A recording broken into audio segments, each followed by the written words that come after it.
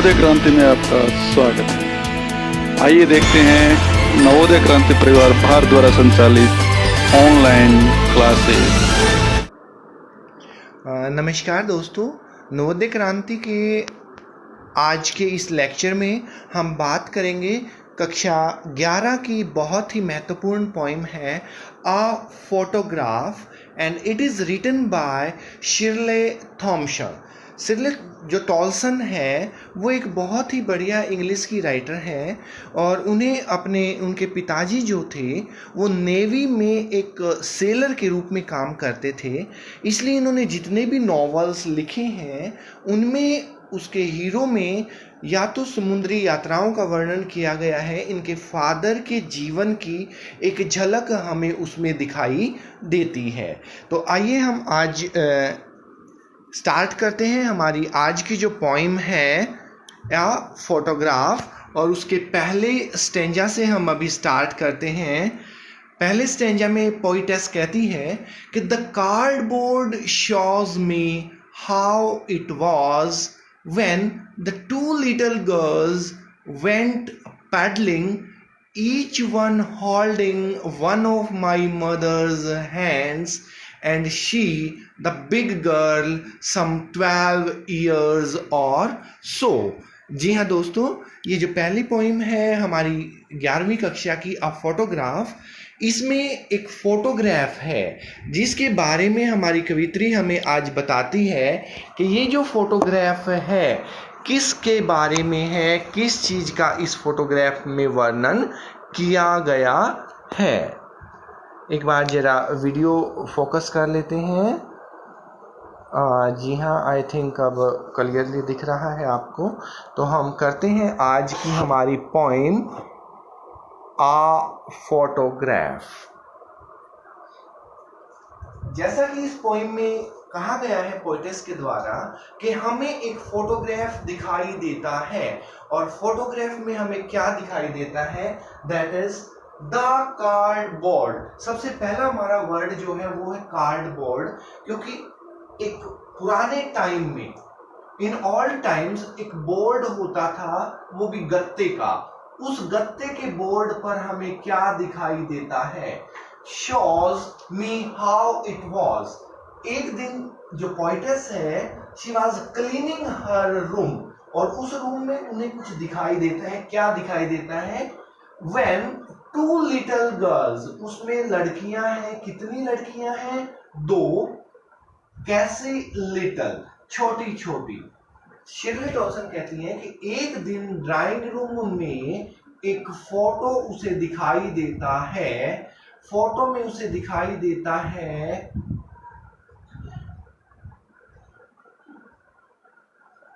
एक बड़ी लड़की और उसके साथ 2 छोटी छोटी लड़कियां। और अभी आगे जब वो एक्सप्लेन करेंगे तो हमें पता चलेगा कि who were these girls. Went paddling, और वो लड़कियां क्या कर रही थी, पैदल चलने के लिए। पैडलिंग जो होता है that is walking near the sea. वहां पे समुंदर है, समंदर में बहुत सारा पानी है, और वो पानी में चलने के लिए 3 लड़कियां जो हैं वो जाती हैं अपना संडे मनाने के लिए। आगे देखते हैं what happens in the third line. Each one holding one of my mother's hands. उन दोनों लड़कियों ने क्या कर रखा था, लेखिका की, पोइटेस की जो मदर है उनका हाथ पकड़ रखा था।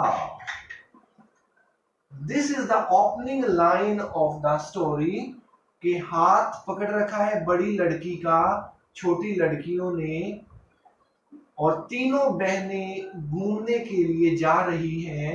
कहां पर जा रही हैं, समुंदर के किनारे। क्या करेंगी, वाटर में पैदल पैदल चलेंगी। हॉलीडे उन्होंने अपना मनाना था। हॉलीडे मीन्स छुट्टी का दिन। और दूसरा अभी जो वर्ड आया था that was paddling, PADD PADLING। Paddling means walking, और वॉकिंग कहां पर? समंदर के किनारे। And she, the big girl, some 12 years or so। अब she, इन तीनों लड़कियों में से एक लड़की की बात है। वो she कौन है? द बिग गर्ल, इन तीनों में जो सबसे बड़ी है, 12 years और so। उसकी एज कितनी है? लगभग 12 साल। शी कौन है? The bigger girl. एज कितनी है इनकी? 1 2 12 साल। और ये लड़की कौन है? ये शी कौन है? ये शी है इस पोइटेस की मदर, MOTHER।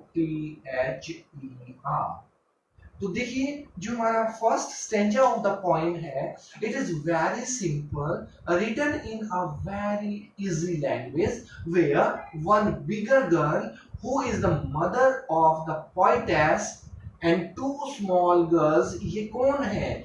इनकी मदर की बहनें हैं, सिस्टर्स हैं, SISTERS।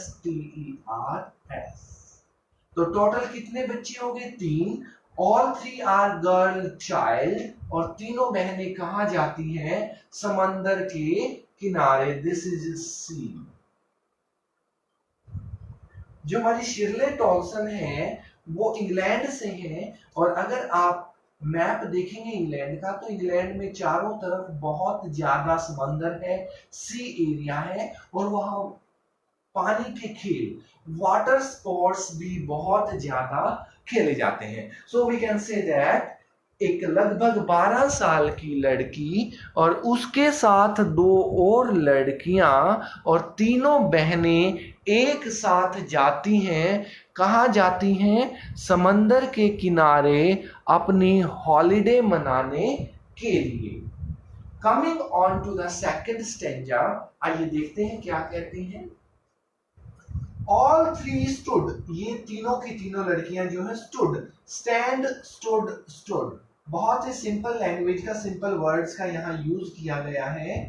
खड़ी थी कहां? still। ये वर्ड यहाँ पे थोड़ा सा इंपॉर्टेंट है। पहले घर से कहां जाती हैं? पैदल, पैदल, पैडलिंग। और फिर क्या हो जाती है? still। still means without any movement, एक जगह खड़े होना। जैसे हम 2 वर्ड यूज करते हैं, स्टिल वाटर। आपके गांव में जो तालाब है उसका पानी कैसा है? चलता है कि एक जगह पे है? स्टेशनरी है कि मूविंग है? तालाब का पानी एक जगह खड़ा रहता है, दैट इज स्टिल वाटर।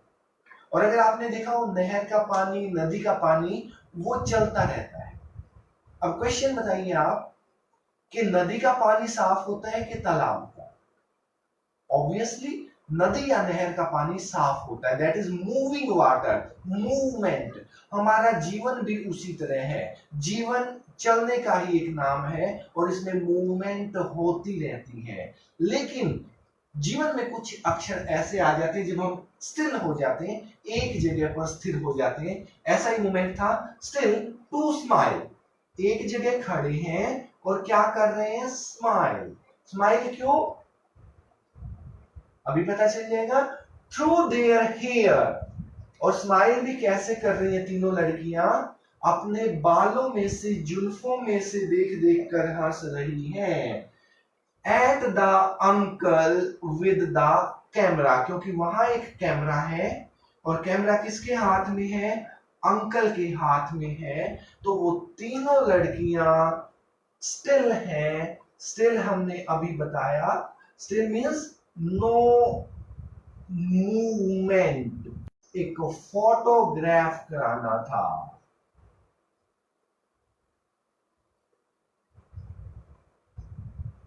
और the name of the poem we are learning today is photograph। किसका फोटो है? पोइटेस की मदर का। मदर कितने साल की है? 12 years। मदर के साथ और कौन कौन गए समंदर पर? हैं कहां से? अपनी जुल्फों के बीच में से देखते देखते बहुत ही बढ़िया फोटोग्राफ उनका आया है। So we can say that photograph is a very beautiful poem written by Shirley Tolson, in which there is a bigger girl of 12 years and two younger sisters, and all three had a photograph. They were smiling at the camera, and uncle was holding the camera। तो ये question यहाँ important है, age of the writer's mother. तो अभी तक हमारे पास 4 words आए हैं। फर्स्ट हॉलीडे, जब हमारी छुट्टी होती है तो हम कहाँ घूमने जाते हैं? पैडलिंग, वॉकिंग इन द सी, जब पानी पैरों को ऐसे लगता है कि मानो पानी उनके, अभी हम देखते हैं क्या क्या है, पैरों में आ गया है। स्टिल नो मूवमेंट, मूवमेंट क्यों नहीं है? क्योंकि वो कैमरे की तरफ देख रहे हैं। थोड़ा सा स्माइल करा देते हैं, स्माइल प्लीज, और ये उनका फोटो हो जाएगा। नेक्स्ट लाइन देखिए, my mother's That was before I was born। और ये कब की बात है? जब उनकी माताजी 12 साल की थी। लेखिका के born, बर्थ होने से भी पहले। And the sea, एक चीज और दिखाई देती है। देखिए जो फोटो है, फोटो में सी भी दिखाई दे रहा है। तो अब मैं पानी यहां डाल रहा हूं इनके पैरों में, इनके पीछे क्या है? सी। और यहां पर एक एसएस का क्वेश्चन बन जाता है, ज्योग्राफी का क्वेश्चन बन जाता है कि इंग्लैंड के आसपास कौन सा समंदर है, कौन से समंदर में ये गए होंगे। तो आप सर्च करना, I think it will be Atlantic ocean between America and England. England के चारों ओर कौन सा सी है, वहां वो जाते हैं। एंड द सी, फोटो में जो अगली चीज दिखाई दे रही है, जो समंदर दिखाई दे रहे हैं, which appears to have changed less, उसमें कोई चेंज नहीं आया है। समंदर आज भी वैसा ही है। There is no change in the sea. मतलब जो 12 साल की लेखिका की माँ जाती थी समंदर पर वीकेंड पे, हॉलिडे पे, आज लेखिका जाती है, इंग्लैंड के बहुत सारे लोग जाते हैं, और समंदर का पानी आज भी वैसे का वैसे है। उसमें चेंज जो है वो लेस है, बहुत कम परिवर्तन हमें देखने को मिला है। And the last line of second stanza, washed their, पानी जो वॉश कर रहा है, साफ कर रहा है। terribly transient feet, ये feet means पैर। अब हमारे पास 2 मोस्ट इंपोर्टेंट वर्ड्स है जो वो बच गए हैं, एक है terribly और दूसरा है transient। terrible होते हैं भयानक रूप से, बहुत ज्यादा खतरनाक, और ये दोनों वर्ड्स में आवाज आ रही है टी की। ये भी टी से स्टार्ट है, ये भी टी से स्टार्ट है। और बच्चों अगर कुछ वर्ड्स में लगातार के लिए वर्ड कर रहा हूं मैं, रिपीट होना, रिपीटेड अगर साउंड आ जाता है तो हम उसको क्या कहते हैं? दैट इज नोन एज अनुप्रास अलंकार, एलिटरेशन।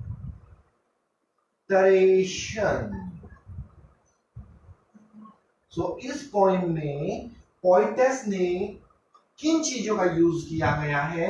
एक तो बार बार साउंड के रिपीट होने के कारण एलिट्रेशन या अनुप्रास अलंकार का प्रयोग किया गया है।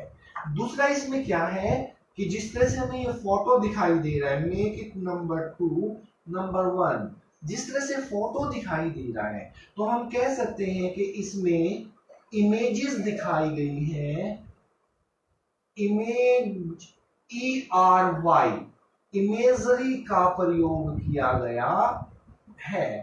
और अगर इसको थोड़ा सा इजी वर्ड करोगे तो हम इसको इमेजिनेशन भी कह सकते हैं। In this point through the lines of the first stanza, a beautiful picture of a sea along with the three girls have been depicted wonderfully. So it is a very beautiful poem full of images, full of imagery. और दूसरी चीज sound के repeat होने के कारण इसमें हमें alliteration दिखाई देता है। तीसरी चीज क्या है, टेरिबली हो गया है। अब वर्ड आ गया ट्रांजिएंट। ट्रांजिएंट होता है परमानेंट का अपोजिट। परमानेंट कौन सी चीज होती है, जो चीज हमेशा के लिए हो उसे हम परमानेंट कहते हैं, और जो खत्म हो जाए उसको हम ट्रांजिएंट कहते हैं। हमारा नेक्स्ट मीनिंग है ट्रांजिएंट मीन्स जिसे हम हिंदी में अक्षर भंगूर कहते हैं, नासवान। Transient which comes to an end, comes to end।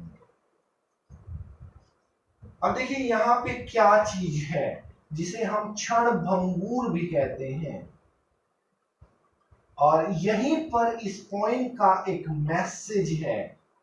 क्या मैसेज है,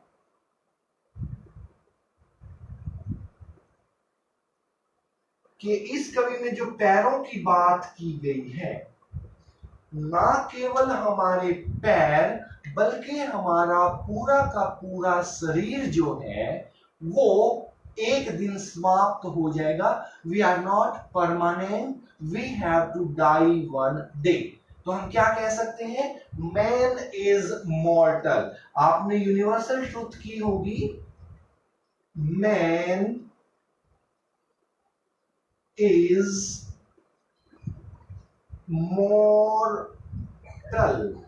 मनुष्य जो है वो नाशवान है, एक दिन मनुष्य का अंत हो जाएगा और वो डेथ के बाद भगवान के पास जाता है, स्वर्ग में जाता है, नरक में आता है। तो वो उस तरह की आइडियोलॉजिकल फिलॉसफीज है, दर्शन शास्त्र है, अलग अलग जगह पर इनके बारे में अलग अलग वर्णन किया गया है। बट द पॉइंट इज कि यहाँ पे एक मोरल मैसेज क्या है, कि ह्यूमन बीइंग जो अपने आप पर इतना घमंड करता है वो परमानेंट नहीं है, वो ट्रांजिएंट है, उसका एक पल का भी भरोसा नहीं है। Man is mortal. Now coming on to the third stanza of this poem, we will start. And today is World English Day. आज इंग्लिश लैंग्वेज का दिन है। तो English is a very beautiful language. English is an international language and this is the connecting link. इसे English के सहारे जो है एक देश दूसरे देश के साथ बात कर सकता है। English is a common link, common language, और आप सभी बच्चों को हम इंग्लिश की बात करते हैं। तो if you start speaking in English, you will become habitual of speaking those words. Coming on to the third stanza of the first poem of 11th class, a photograph written by Shirley Tolson. Third stanza में poetess कहती है, some 23 years later, समय का चक्कर गोल गोल घूमता है। आजकल आप टीवी पे महाभारत देख रहे होंगे, उसमें भी एक बड़ा सा रथ का पहिया घूमता है। मैं समय हूं, मैं चलता रहता हूं। तो लगभग 23 साल बाद हम पहुंचते हैं। क्या कहती है पोएटेस, कि ऑलमोस्ट आफ्टर 23 इयर्स क्या होता है। पहले 12 ईयर की बात आई थी, गिनती चल रही है 1 2। लेखिका की मां कितने साल की थी, 12 साल की। और फिर गिनती आगे आ गई है, 2 यूं का यूं और 3 YRS ईयर्स। आफ्टर 23 इयर्स क्या होता है, She would laugh at the snapshot. ये जो स्नैप है, ये जो क्लिक है, ये जो फोटो लिया है, कौन सा फोटो? 3 बहनें कहां पर? समुंदर के किनारे। और मैं आपको बता दूं समुद्र का, इंग्लैंड में ना एक डॉवर बीच है, डॉवर बीच। बीच जो है वो होता है समुद्र का किनारा, और ये जो है काफी फेमस है इंग्लैंड में। अब देखिए 12 साल की थी वो जब फोटो उतरा, और उसमें 23 आप जोड़ दीजिए कि जब जो लेखिका है वो लगभग 35 साल की होगी, लेखिका की माँ 35 साल की होगी। उस समय उसकी शादी हो चुकी होगी, उसकी बच्चे हो चुके हैं। बच्ची कौन? जो लेखिका है। अगर वो 35 साल की उम्र में अपना 12 साल का फोटो देखेगी तो शी वुड लाफ, हंसी अपनी रोक नहीं पाएगी। क्यों? वो देखते हैं। सी बैटी एंड डॉली। अब जो 2 छोटी छोटी लड़कियां हैं, इसकी कजन और हमारी पोइटेस की मासियां, उसकी दोनों मासियों का नाम बताया गया है। एक का नाम है बैटी, BETTY, बैटी, और दूसरी का नाम है डॉली, DOLLY। वो कहते हैं कि जब मेरी माँ आज से 23 इयर्स के बाद जब वो देखेगी इस फोटो को, जिस फोटो, लेट अस सी क्या होता है। मैन इज मॉर्टल, ये मैसेज था हमारे पिछले स्टेंजा में। अभी हम देखते हैं क्या होते हैं। The 2 little girls, one is Betty and one is Dolly. लेकिन अभी तक पोइटेस की मदर का नाम जो है वो नहीं आया है। She would say, and look how they dressed us for the beach। क्या ड्रेस पहनी है, छोटे छोटे कपड़े पहने हैं, छोटी छोटी लड़कियां हैं। ये ड्रेस किसने पहनाई? दे कौन? Family members. फैमिली मेंबर कौन? बैटी और डोली के पापा, अंकल तो उनके साथ आए हुए हैं, फोटो उतार रहे हैं। अंकल ने, आंटी ने, और इसकी मम्मी ने और पापा ने। मतलब अगर हम पोइटेस की बात करें तो पोइटेस की माँ के माता पिता। फर्स्ट जनरेशन में देखिए इसके माँ बाप, और फिर इनकी खुद की बेटी। बेटी कौन? जो हमारी कविता लिख रही है। First generation, then second generation and then third generation। तो एक तरह से ये जो फोटो है, ये फोटो 3 पीढ़ियों को जोड़ रहा है। पहली लेखिका की नाना और नानी, दूसरी लेखिका की माँ, और तीसरी खुद लेखिका।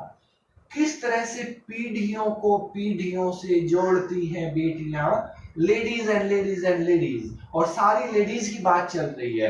तो इसमें फीमेल से एक वर्ड बनता है फेमिनिज्म। बेटा ISM, ये इज्म है जो ये होता है वाद। कौन सा वाद? बहुत आसान है। जैसे अगर कोई व्यक्ति हर समय जाति की बात करता रहता तो वो बन जाता है जातिवाद, कास्टिज्म। अगर कोई व्यक्ति हर बात पे धर्म की बात करता है, मैं हिंदू, मैं मुसलमान, मैं सिख, मैं ईसाई, तो वो हो जाता है धर्मवाद, रिलीजन जिसे बोलते हैं। तो इसी तरह से अगर कोई बात बात पे लड़कियों की बात करे, लेडी की बात करे, और वो खुद भी लेडी हो, तो वो सारा फीमेल से वर्ड बना है फेमिनिज्म। हमेशा औरतों की बात। वाद मीन्स किसी भी चीज की एक्सेस, अधिकता, और उसी से क्या बनता है? वाद विवाद या झगड़ा भी बढ़ जाता है। इसीलिए शास्त्रों में भी कहा गया है कि अधिकता जो है अति सर्वत्र वर्जयेत, हर जगह अधिकता को नकारा गया है। बहुत ज्यादा हमें एक चीज के पीछे नहीं जाना चाहिए। ओके, तो हम क्या बात कर रहे थे कि एक फोटो मिलता है, किसको मिलता है? लेखिका को मिलता है। लेखिका का नाम क्या आपको ध्यान है, बता सकते हैं? शिर्ले एस टॉलसन, TOULSON, शिर्ले टॉलसन। और हमने बात किया था अभी, पोइम का नाम क्या है? पोइम का नाम है ये, एक photograph. A photograph is a beautiful poem written by Shirley Tolson. थोड़ा सा आगे चलते हैं। बैटी है, डॉली है, लेखिका की मदर है, दोनों तीनों लड़कियां हैं। उनको कैसी ड्रेस पहनाई है? किन्होंने? घर वालों ने, घर के लोगों ने क्या ड्रेस पहनाई है? किस लिए? फॉर द बीच, समुद्र किनारे नहाने के लिए। जब आप नहाने गए हो कभी नहर पे, तालाब में, तो कैसे वस्त्र पहनते हो? थोड़ा सा नहाने लायक। और आप लोग तो बारिश में भी बहुत नहाए होंगे। आगे देखते हैं क्या कहते हैं poet's. The C holiday, holiday की हम बात कर चुके हैं। छुट्टी वाले दिन वो समुद्र किनारे घूमने जाते हैं। वाज हर पास्ट, किसका? माता जी का। क्या है? पुराना समय है। माइन इज हर लाफ्टर, और मेरे लिए मेरी माता की हंसी अब एक पास्ट है। देखिए, इस पास्ट शब्द का दो जगह पर प्रयोग किया गया है। एक तो किसके लिए? मां की हॉलीडे के लिए, और दूसरा किसके लिए? मां की स्माइल के लिए। काश कोई लौटा दे मेरे बचपन वाले दिन, पुराने दिन। देखिए, इस पास्ट वर्ड में दो कहानियां। पहला क्या है? The C holiday is past of the writer's mother. मां अब दोबारा से बच्ची नहीं बन सकती, दोबारा से इस फोटो की लड़की की तरह समंदर किनारे जाकर छुट्टी नहीं मना सकती। ये भूतकाल की बात है। And her smile is past for me. आज लेखिका की मां इस दुनिया में नहीं है, वो मर चुकी है, और वो अपनी मां को याद करती है उसके एक पुराने फोटो को देखकर, और मन ही मन कहती है, काश मेरी फोटो वाली मां हंसते हुए फिर से मेरे सामने आ जाए। But no, time past can never be recalled and the dead people can never be recalled, so both these things are past now. यहां पर एक बहुत ही प्यारा फिगर ऑफ स्पीच आ गया है, कहने का ढंग। स्पीच मीन्स बोलना, फिगर कोई फोटो खींचना। एक ही शब्द से दो चीजें आ रही है। हॉलीडे वाली जीवित मां स्माइल कर रही है, एक उसका पास्ट है, एक इसका पास्ट है। एक ही शब्द को दो जगह जब हम अलग अलग चीजों के लिए प्रयोग करते हैं तो इसको हम ऑक्सीमोरोन कहते हैं। बीच में से मैं काट रहा हूं। ऑक्सी जैसे ऑक्सीजन होती है, मोरोन मरा हुआ व्यक्ति। ऑक्सीजन जो है, ऑक्सीजन वो एक जीवन का प्रतीक है कि जिस तरह से जीवन और मृत्यु एक दूसरे के विपरीत है, उसी तरह से एक ही शब्द को दो विपरीत स्थितियों के लिए जब प्रयोग किया जाए तो उस लेखन की कला को, उस फिगर ऑफ स्पीच को ऑक्सीमोरोन कहते हैं। जैसे मरे हुए व्यक्ति को ऑक्सीजन लगाते हैं ना डॉक्टर हॉस्पिटल में, तो ऑक्सीजन पे चलता रहता है, जैसे ही मरता है तो ऑक्सीजन हटा ली जाती है। Oxymoron, it is a figure of speech. जैसे अलाइट्रेशन आया था, तो इस पॉइंट में इमेजरी का, फोटो का बहुत बढ़िया प्रयोग है, अलाइट्रेशन का बहुत बढ़िया प्रयोग है, और ऑक्सीमोरोन का बहुत बढ़िया प्रयोग पोएटेस ने किया है। The she holiday was her past and mine is her laughter, both ride with the labored ease of loss। इस पूरी लाइन में एक वर्ड पर कंसंट्रेट कीजिए, LOSS, लॉस। माँ को लॉस हो गया उसकी छुट्टियों का एंजॉय करने का, खुशी का, हंसी का, और मुझे लॉस हो गया अपनी माता के गुजरने का। तो दोनों ही कंडीशंस इस थर्ड स्टेंजा में बहुत ही सुंदर तरीके से दिखाई गई हैं। Coming on to the fourth stanza of the same poem, what is the name of the poem? A photograph. And what is the name of the poet? शिरले टॉलसन या एस टॉलसन। आगे बढ़ते हैं स्टेंजा नंबर 4 की तरफ। चौथे पैराग्राफ में poetess क्या कहती है? Now she has been dead nearly as many years as that girl lived. Okay, question आपके लिए, इस लड़की की एज कितनी बताई थी? 12 इयर्स। और अब चौथे पैराग्राफ में लेखिका की माता जो है वो मर चुकी है और ये पास्ट की एक बात हो चुकी है, और वो कहती है कि जितना कि उस लड़की की एज थी 12 इयर्स, आज मेरी माता जी को गुजरे हुए वही 12 साल हो गए हैं। 12 years have gone. Now she has been dead nearly as many years as that girl lived, and of this circumstance, आज की स्थिति में, today,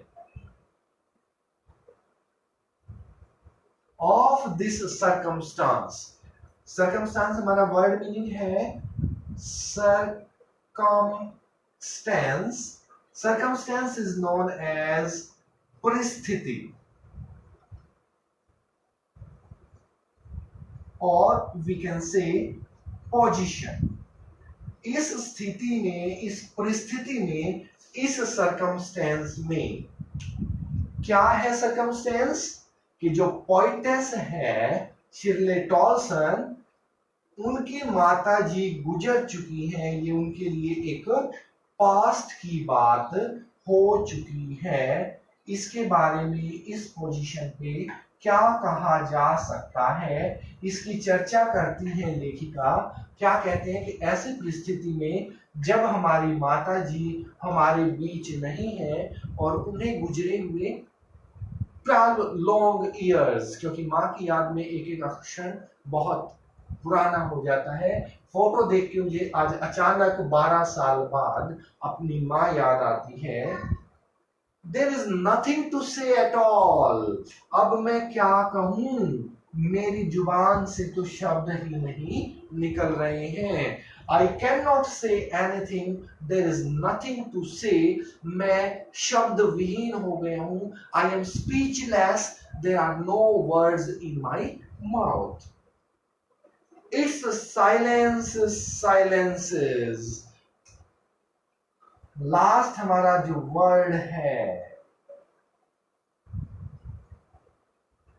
अपने आप में बहुत रहस्य लिए हुए है। क्या कहती है पोइटेस? आप बताइए, can a picture speak? How many girls are there in this photo? 3 girls. Can the mother speak? No. Can the little girl speak? No. Name क्या था इसका? Betty. Can Dolly speak? No. Means this picture is silent, and the silence of the picture silences the poetess. इस photo को देखकर आंखें भर आती हैं लेखिका की, उसका मुंह बंद हो जाता है। And the silence of the picture silences the poetess. She cannot say a single word. She is speechless.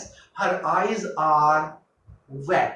आंखों में पानी आ जाता है, मुंह के शब्द सूख जाते हैं, और अब लेखिका के पास कहने के लिए कुछ भी नहीं है। और ये सब क्या हुआ, क्यों हुआ? ये सब हुआ किसके कारण?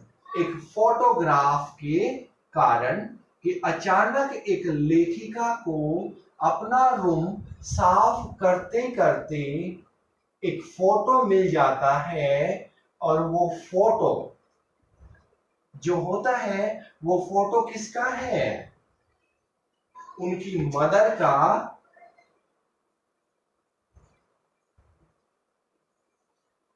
और इस एक फोटो के कारण क्या क्या याद आता है उसको? Photograph, GRAPH। कविता का नाम है तो हम दो इन्वर्टेड कोमास में इसको बंद कर देते हैं। तो हम क्या कहेंगे? Again the same, a photograph is a wonderful poem written by Shirley Paulson which remembers an old photo of three girls, the mother of the writer and two cousins of her mother named Betty and Dolly, who went to a sea to have a holiday with their uncle. The uncle is holding a camera in his hands and the three girls are smiling. Smile please, click photo, and that photograph is on a cardboard जो हम आजकल laminated कराते हैं, lamination कराते हैं, तो ऐसे ही एक फोटोग्राफ है वो वहां पर दिखाया गया है। जैसे मैं अभी चेक करता हूं, एक फोटो आपको दिखाने की कोशिश करता हूं।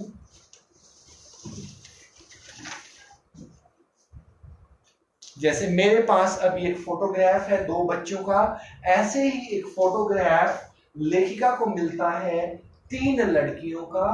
बिगर गर्ल 12 years old, तो छोटी लड़कियों की उम्र कितनी होगी? 8, 9, 10 साल की वो होंगी। तो छोटे छोटे बच्चे चाचा के साथ समंदर पर जाते हैं, समंदर का पानी उनके पैरों को धो रहा है और अचानक से पुरानी यादें लेखिका को खामोश कर देती हैं। जो हमने बिल्कुल पॉइंट का लास्ट वर्ड लिखा, साइलेंस। तो बच्चों, आप भी कभी अपनी पुरानी यादों को देखकर चुप हुए होंगे या खुशी से हंसे होंगे जैसे ये लड़कियां हंस रही थी। So this was a very wonderful point for our 11th class. इसके बारे में आपको कोई भी क्वेश्चन हो, कुछ समझ में ना आया हो, any doubt, you can just type a message on this Facebook. Online भी कर सकते हैं आप, बाद में ऑफलाइन भी कर सकते हैं, और कल तक हम इसका यूट्यूब वीडियो भी आपके साथ साझा कर लेंगे। इसी के साथ आप सभी का नवोदय क्रांति परिवार के साथ जुड़ने के लिए बहुत बहुत धन्यवाद। And Navodaya Kranti is sincerely doing a wonderful job for providing home teaching for the students due to this coronavirus, due to this COVID-19.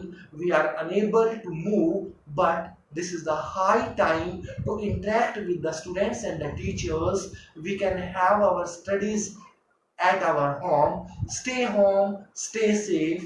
Thank you very much. Thank you for joining with Nvodaya Kranti.